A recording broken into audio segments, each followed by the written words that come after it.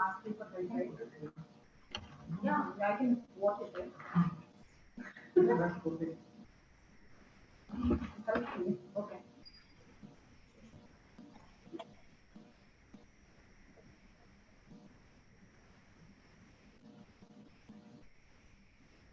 Hello and welcome to today's live session. I hope each one of you is healthy and in good spirits. For all those who don't know me, I am Nora Sheikh, and today we are discussing safe liver transplant surgeries during the pandemic with Dr. Saurabh Kapoor, who is a liver transplant surgeon at Zydus Hospitals, Ahmedabad. Good evening, sir. Welcome to Hi, the good show. evening, Naresh. How are you? I hope you are all okay. I'm good. I'm good, sir. So let me begin with a question that has been keeping almost all the healthcare workers in the industries on their toes. How do you adapt yourself and the liver transplant practices up in this pandemic? Right.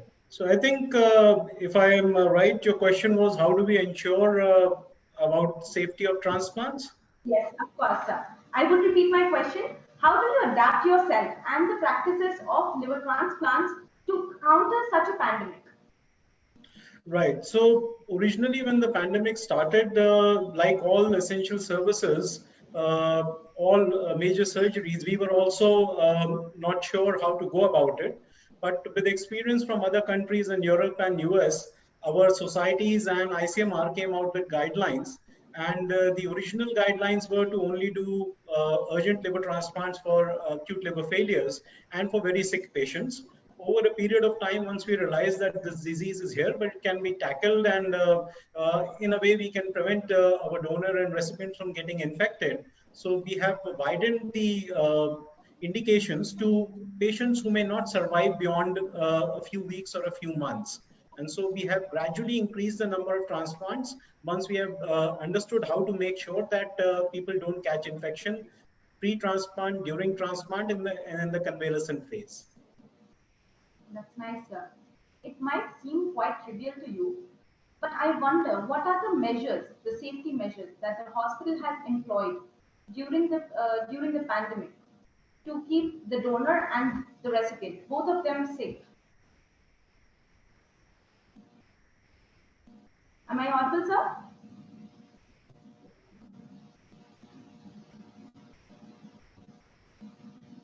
Sir, am I audible? Yes, I can hear you now. Okay. So my next question was, it might be seeming quite trivial to you, but I wonder what are the specific safety measures and the practices that the hospital has employed to ensure both the donors and the recipient safety? Right. So we do predominantly live donor transplants. So the way we have gone about it is with the full support from the hospital and the lab medicine. What we do is we ensure that the donor and recipients, once they are planned for a transplant, these are scheduled transplants in most situations. We ask them not to move about, so keep on doing the social distancing and all other precautions, so that the chance of catching infection from their outside when they're moving in the community is low. We also admit them, unlike in a normal situation, pre-COVID situation, we used to admit them a couple of days prior to transplants. Now we admit them at least 4 to 5 days before. And we do PCR testing twice. We have this available in-house at multiple times during the day. So we're able to get this testing done with quite reasonable accuracy. We also do chest CT to make sure that there's no infection. Of course, if there is any suspicion prior to planning for the surgery or getting admitted, we also do a detailed clinical examination and history to ensure that our donor recipients are not carrying infection once they come into the hospital. That is one part. But we also ensure that once they are there in the ward, they get admitted to isolation where only specific people are allowed to interact with them with the full precautions, with mask, PPE if required. And during surgery and after surgery, our staff, we have limited access to these patients. In the OTA, we make sure that there's not too much traffic, which is not required. Same way, we have a specific liver transplant ICU, which has multiple layers of protection. And so that we ensure that both these do not catch infection. In addition, once they get ICU, they go to a very particular part of the hospital where, again, we only keep these liver transplant patients. We ensure that the area is absolutely clean and there's no cross contamination.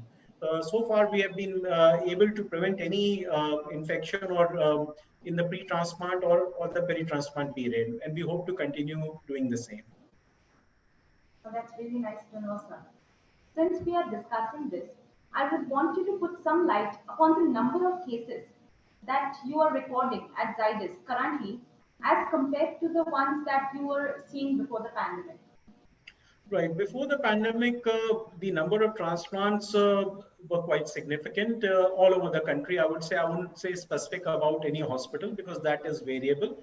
But across the country, transplant activity has picked up a lot in the last 4 to 5 years. And post-pandemic, early on, the transplant activity almost came to a standstill, except for the very urgent cases, the fulminant hepatic failures. And then once the guidelines came out from the Liver Transplant Society of India, LTSI, from the ISOT, and from ICMR, and also subsequently from the Gujarat Health Services, the Health Ministry, now the transplant activity is resuming with the appropriate precautions. Even though that has started, the current number of transplants is probably still less than 30% of what we used to normally see. Again, it is variable. Uh, Partly it is because of doctors themselves not recommending transplants of patients who can actually wait for about 6 months to 1 year, and patients themselves being reluctant to come to the hospital because of fear of catching infection. Okay, okay. That's a good information to know. So, also one more thing that comes to my mind is how risky is it at this phase to undergo a treatment of chronic diseases? Let's say, for an example, cancers or tumors. Do you think it is safe for the patients to come at the hospitals, like especially those who are apart from the COVID uh, diseases? Right. I think it's all a risk benefit analysis. We will talk about both. Let me talk about the liver, chronic liver disease patients needing transplants. So these are not a single kind of patient. These are of two or three types. We already talked about the fulminant hepatic failures. In this case, of course, these patients are going to die. Those who are in the hospital, in the ICU on a ventilator because of the liver failure, they're going to die within a few days. In those cases, if you can ensure that the donor is safe and they don't have an infection going into transplant, it's much better to do a transplant in that situation rather than take, hoping that or being worried about the risk of COVID. The second class of patients that we do, which is patients who have chronic liver disease, but who are really sick. And these are the patients who cannot essentially wait beyond a few weeks. And these are the patients where the risk of dying because of the liver disease is much, much higher as compared to the presumed risk of dying with the COVID if they catch an infection. So if we can ensure that they are not infected or they don't catch an infection in the hospital environment, they are always much better off getting a transplant done on time.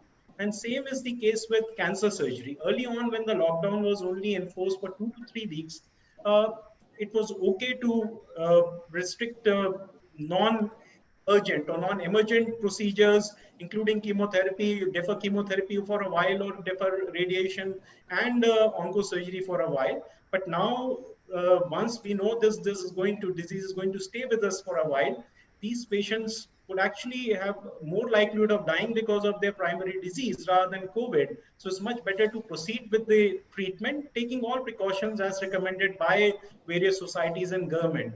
And in any state-of-the-art hospital like ours and others, once you are following the guidelines, you're making sure that you are now able to test all these people before any major procedures. You can make sure that it is as safe as possible, probably as safe as pre-COVID, though not always 100%.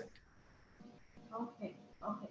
So, like, I am pretty sure a lot of precautions must be taking, like, the hospital must be taking a lot of precautions right now. But we would like to know, is there a chance of the virus getting spread due to blood transfusions? Right, that's a very good question because our liver recipients, they often, it's a major surgery lasting over anywhere between 8 to 12 hours, and multiple blood transfusions or blood products are required. And fortunately for us, or fortunately what has happened over a period of time with the experience in various countries, including India, we have realized that this virus has not been transmitted so far in any case through blood transfusion. The recommendation from the various transfusion societies is to not to accept donation from person who's currently suffering from COVID or has suffered from COVID in the past, or there's a suspicion of COVID for at least 28 days. However, there have been instances donor who was at that point of time not known to have COVID and they have donated blood, but their blood, despite having virus, has not transmitted an infection. So currently, I think the risk of blood or blood products is, I would say, negligible or zero. Okay.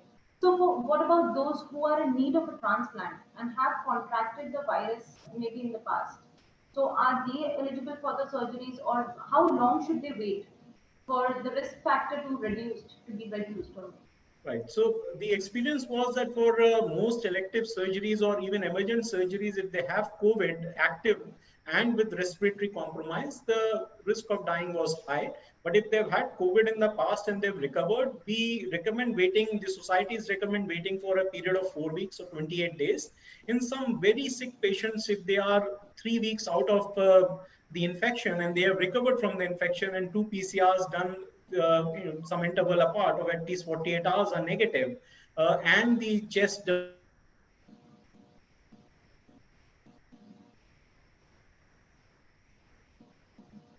if you try to wait too long, they may miss the window of opportunity for getting a transplant, and then they may not be transplantable. Then you would end up losing these patients. So has the pandemic affected the cost of the surgeries? So we currently do transplants. Our current package is about 17 to 18 lakhs. Uh, there is a significant addition to the expenses in the current scenario because of the use of more PPEs, isolation, admission at least a few days prior, the COVID tests, etc. But our hospital has been kind enough to not raise the package amount. In fact, they have been helping patients as and when required in terms of finances. We and the hospital do understand that this is a difficult endeavor for patients. There are multiple factors involved. There is a stress of getting a transplant, stress of a living donor surgery, stress of COVID, and the risk, potential risk of getting infected pre-post. On top of that, financial issues. So the hospital has been very kind in not raising the package costs and trying to absorb those costs on their own. That's really nice to know, sir. As all of us know, you've spent a substantial amount of time in the United States. How different do you think is the medical facilities in India as compared to the States? I would comment especially about our place because I cannot comment about other centers where I am currently not working. But as compared to when I came back from the US, when the number of transplants were being done in 8 to 10 centers about 7 or 8 years ago, now we have many centers in this country, and not just transplant centers. We have state-of-the-art facilities for almost every kind of treatment. And so comparing to what was available overseas or what is currently available overseas, we have nothing different from there. Our overall protocols are now very standardized and very similar to what is available outside. So I think our outcomes and our I would say protocols and the way we manage patients are very similar to what is being done in any good hospital in the world. Okay, sir. Okay. So, sir, are there any is there a way you could show the facilities to me right now over here? Maybe if you could share some videos or Yes, we something. have a video that we can run, which basically shows where we keep these patients, where the patients go after transplant, our liver transplant.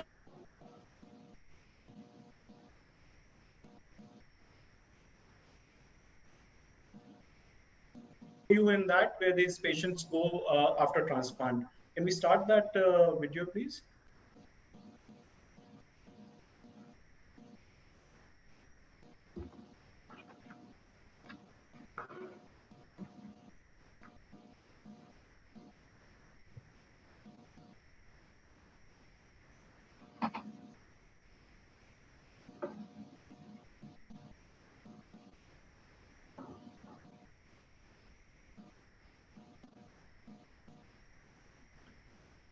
So while we are getting that shared, We have a dedicated ICU, as I mentioned, where there's a separate gowning and changing area for donning and doffing of PPEs. In addition, these are all rooms which have, there's a separate corridor which leads into the room. With the room doors have a window from where the relatives and people who don't really need to interact physically with the patients can go in. Right, so this is our liver transplant ICU bed room from inside. These are, we can convert them into either a positive or a negative pressure rooms. We have the ability to do that. We keep them as positive pressure so that no infection from outside can come in. And the patients are here, we have a separate counter outside these rooms where our staff is there. Once they go in, they put on a gown and glove and take care of the patient. Every surface is cleaned before a fresh patient comes in. Before transplant, multiple times swabs are taken, so our ID team makes sure that there's no risk of catching an infection, especially more now because of the risk of COVID. So all surface cleaning, air cleaning, etc. is done. Frequent air changes are done. This is our post-transplant special suite room where the patients go. Again, this is a room which is outside the patient's room where all the files, all the paperwork, etc. is kept. The people who come only to advise, talk to the patients after putting on a gown inside the separate room. They come out, they take off, they doff the PPE and the gloves and the mask. And then they essentially put in their instructions. So we ensure that the people who are contacting the patients are very minimal. Even the relatives who are there for full 24 hours. We don't allow additional relatives to come in for the duration while the patients are here. And the similar advice we encourage them to follow at home. And this has helped us to kind of make sure that we are preventing any transmission through the healthcare facility. It is a beautiful facility, I should say, and your work is really remarkable. So before calling it a day, I would like to thank each one of you who has joined us today for the video. I would also like to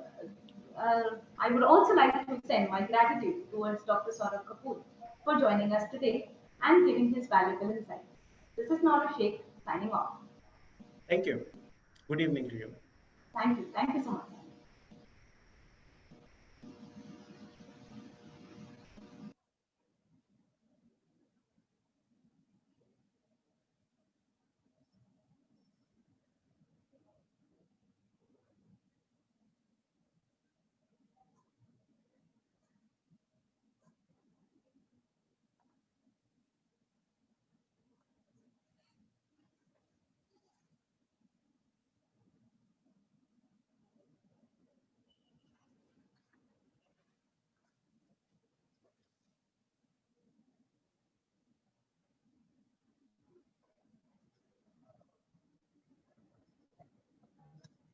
Super.